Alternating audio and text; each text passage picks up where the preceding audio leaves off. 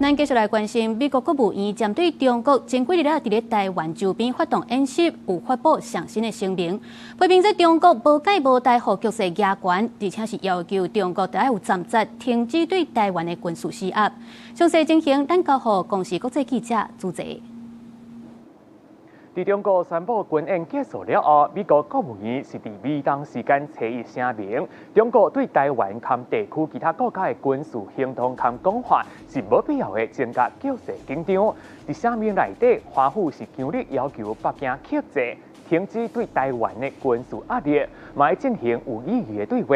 因支持台海和平稳定，反对透过武力及求避的手段，单方面改变现状。这个声明是美方在中国军演了后，头一摆透过国务院的体系表达意见。正前美国总统川普是伫12月29的时阵，捌讲过伊无烦恼中国军演。针对这个讲法，咱国伫美国的代表朱大瑞嘛表示，美方其实具体行动并无减少。不但是在讲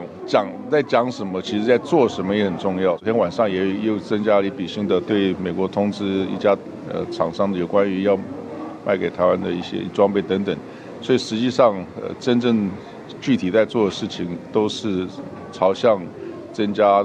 自我防卫的决心的一种工作跟防备跟合作，这个是没有减少的。